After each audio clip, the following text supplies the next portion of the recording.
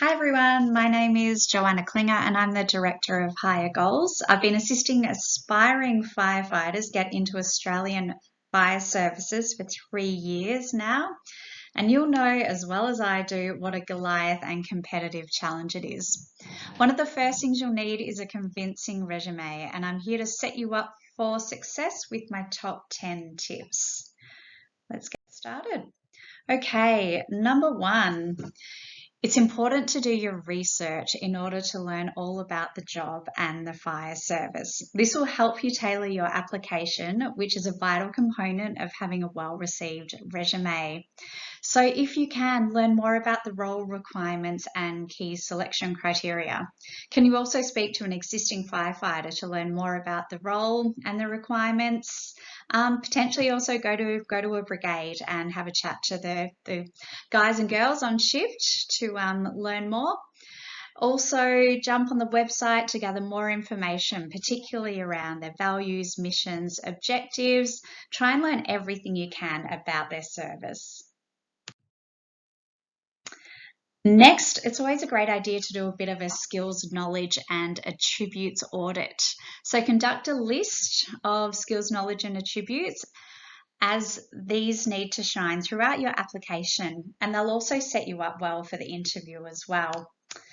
It's easy to forget the tasks and accomplishments from a role 10 years ago, so this exercise will help bring them front and centre.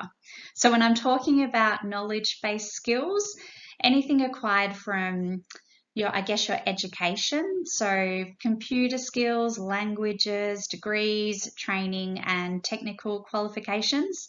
Transferable skills are the portable skills that you take job to job. So might be developing work safe plans, leading a team, facilitating training sessions and maintaining equipment. And lastly, your personal traits, what makes you, your unique qualities, including being dependable, flexible, conscientious, and being a great team player. It's really important that you tailor your application. What you put on needs to marry up with their key selection criteria, as these are the things that they'll mostly be interested in hearing about. Focus on this marriage under your achievements and responsibilities, and also training area in your CV. So, of course, a recruitment team will be far more interested in learning about your first aid training, your problem-solving prowess, or ability to drive a heavy vehicle rather than your cake decorating skills.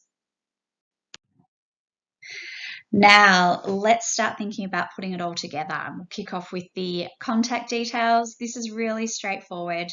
So obviously we need to know who you are. So put your name in, put in your contact phone number, email address and your physical address. Just be a little bit mindful if your email address is something along the lines of supersassy@hotmail or oldcranky@yahoo.com. And you might think this is crazy, but I have seen it. Get a Gmail account for obvious reasons, and also make sure that your voicemail recording is professional. It's small things like this that can count. Next, they'll want to know where you worked. Always include the company name, include your job title, the dates you worked there, and the location. That one's pretty straightforward. Speak to your achievements. This is key. I can't stress enough how important it is to do this. So shelve your modesty and dazzle the talent acquisition team with your vast and impressive accomplishments. The one thing that will set you apart from other candidates is when you identify special achievements that you accomplished in the workplace. Think about the times you've gone above and beyond, not your daily expected tasks, and quantify where possible. So they've got a bit of a benchmark. So have you saved your organisation money or time, or improved a safety standard, initiated a new process, upskilled your team, won an award? You know where I'm going with this. Also mention the impact that your good work has had on the community, the team, organisation.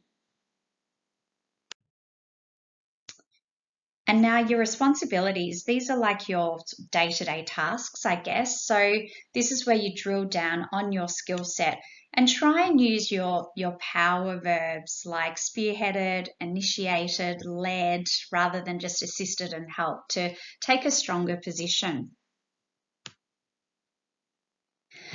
And spell things out for them. So rather than just saying you took care of the compliance side of the business, I want to hear quite a bit of breadth and depth. So talk to compliance, but then, state which involved adhering to fire safety standards, council regulations, securing permits, and obtaining and maintaining appropriate levels of vehicle and premise insurance. Ultimately, with the responsibilities, I want to see a catalogue of your transferable skills, and you can draw on these from the skills audit exercise as well. All right, and what have you done as far as learning goes? So list the course title, the learning institute, and dates. And again, if there's an opportunity to talk about an achievement, then do it. If you've had pass marks of 95%, you achieved a HD average or secured a placement over thousands of others, put it in. Recruiters love top performers. I also like to see a range of training courses you've completed to show a diversity of personal development and an interest in learning. Bear in mind, there'll be lots of ongoing training in the brigade, but potentially hold off on listing something along the lines of cake decorating for obvious reasons. Next, auxiliary inclusions. So if you've got relevant experience or accolades outside of work or education that you think will bode well for you, add them in. These can include things like master's thesis, different awards, scholarships, different registrations, licenses, software knowledge, languages. And another thing I like to see is some of your interests put down. It just helps the panel members relate to you better. Health and fitness is a good one, given the requirements with the role. Referees. So you'll be asked to provide referees, and the fire service will qualify who will make a fit referee. So make sure you listen to these instructions. Typically, you want to see people from the workplace and people you've reported directly through to. Unfortunately, you can't put your mum down. And of course, it makes perfect sense when you are selecting your referees, always choose the ones that will sing your praises and notify them first. So that wraps up the resume inclusions. I hope that's been helpful. I have assisted many aspiring firefighters put their applications together, so feel free to reach out if you want further support.